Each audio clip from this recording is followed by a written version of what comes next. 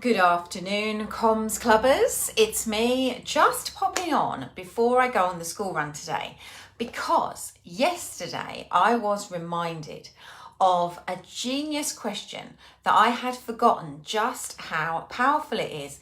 And it just popped into my mind that I don't think I've ever shared this with you. So let me explain. Quite often, people will tell us that they feel a certain way, and they'll describe normally feeling uncomfortable, or hi Debs, normally feeling uncomfortable or anxious or a negative emotion in some way. And instinctively, if you are there to help the person, then quite often we'll find ourselves saying, well, what brought that on? Or why did you feel like that? And in many circumstances, the person will say to us, I don't know. I don't know. I don't know why. I don't know where it comes from. And in my experience as a communication coach, I think that that's a very, very often a knee-jerk reaction, because they don't think they know, or they just have never been able to get past the feeling to work out why they feel that way. And instinctively, I was working with a client yesterday, and she was describing feeling anxious and uncomfortable when she's around big groups of people and unable to communicate effectively in crowds when she feels like this. And I said to her, where does that come from? And she said, I don't know. I just always feel like that. And I asked her a question that I used to ask all the time, and I'd just forgotten how powerful it is. And I said to her, but if you did know, what do you think the answer would be? And she gave it a moment, because ultimately you do. And if I've ever used this question on you, then you'll know that when someone says, but if you do know, if you did know, where do you think it comes from? Automatically, you do a double think. And you know what? In my experience, 9 times out of 10, people do know. And actually, this client, she said to me, I think it probably comes from, and then she described a situation that she experienced a long time ago, which I think was probably the trigger for her not feeling comfortable in crowds. And she's kept that with her. So Deb's saying, where was this question 15 years ago? Well, I didn't know it 15 years ago, but so I can't take the blame for that. Hi Hills. But I've actually used it many, many times. And you know what? It's fascinating, because when someone's describing a discomfort when it comes to communication, I don't know if it works in any other field. I've never tried it.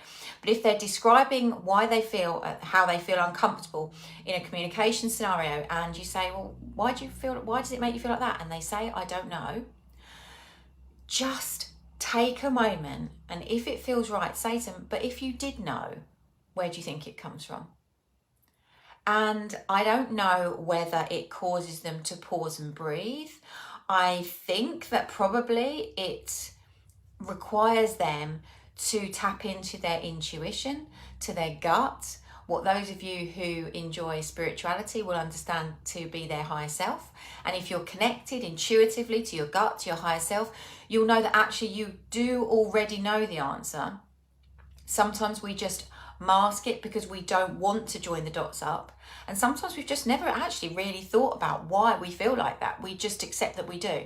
So in answer to the question, but if you did know, what do you think the answer would be?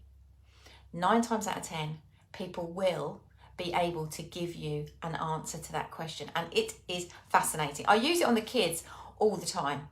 And with this client, she wasn't a child, and it was fascinating where she just said, I don't know, I always feel like that in crowds. I said to her, but if you did know, what do you think would have started it? And she just took a moment, and as per my other videos, in the asking of that question, control yourself and your reaction enough to sit still and keep your lips together, because when there is a silence in a conversation, the next voice that should be heard is theirs. This should be sounding very familiar to you by now. Ask the question, but if you did know, what do you think the answer would be? Or if you did know, what do you think triggers it? and then stay still so you don't distract them. Keep your lips together so you do not interrupt their silence, and wait.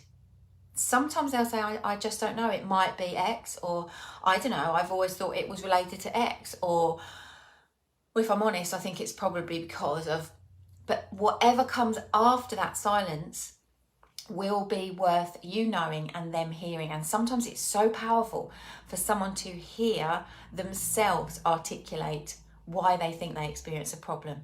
Because, and for her in this moment that I described, it was like there was a light bulb moment, and she was like, oh my God, I actually think it starts there. And we talked about that example, we talked about that situation that she was in, and we talked about how she might be able to adopt new habits and new skills so that she doesn't continue to feel like that. So I thought to myself, do you know what? I don't think I've ever told you that that is a gem of a question. And my job is to serve you with little nuggets of genius when I remember them or when I think of them. So as I end this very short live this afternoon, let me know in the comments below if you've used that question, if you think it could be valuable, if you've been on the receiving end of it, and I will bring the next little golden nugget of comms communication tools to you as and when I think of it or remember it. So I'm going off on the school run, and if you're going to miss me, then just ask yourself, if you knew why would that be? And see what you come up with. Right, I will see you back here very soon. Bye for now.